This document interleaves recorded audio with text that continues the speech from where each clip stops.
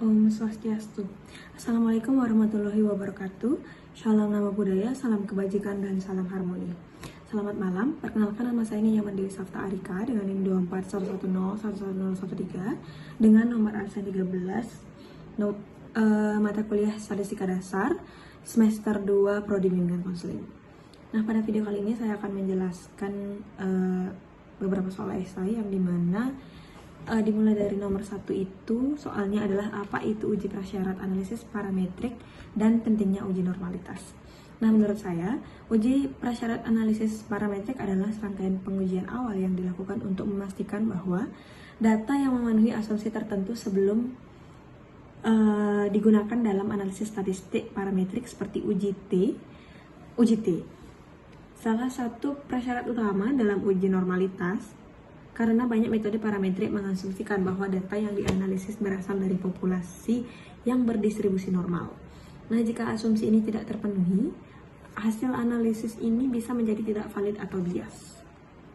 Nah, yang nomor 2 yaitu penjelasan distribusi normal dan cara mengenalinya. Distribusi normal ini adalah distribusi data yang simetris berbentuk lonceng atau dikenal sebagai kurva Gaussian, di mana mayoritas nilai berkumpul di sekitar rata-rata dan jumlah data secara bertahap menurun di kedua sisi. Nah, secara konseptual, ciri-ciri distribusi normal itu adalah yang pertama, rata-rata, median, dan modus bernilai sama. Yang kedua, data tersebar secara simetris.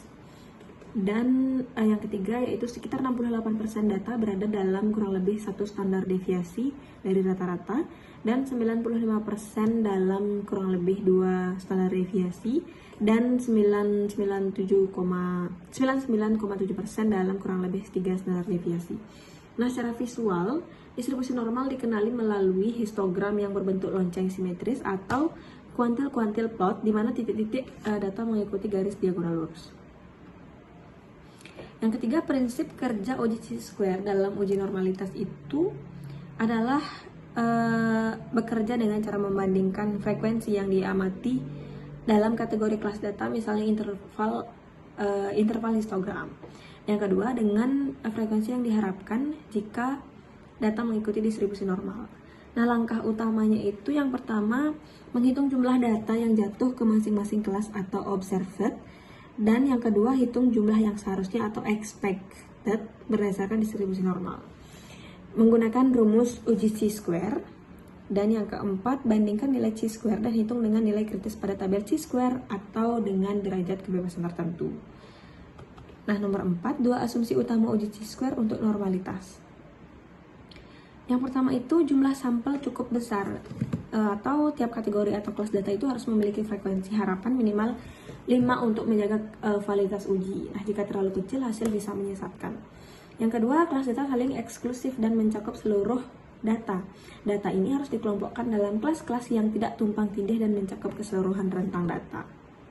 Nah, soal yang kelima, sekaligus soal yang terakhir, itu adalah satu kelebihan dan keterbatasan uji chi-square dalam penelitian sosial atau sampel kecil.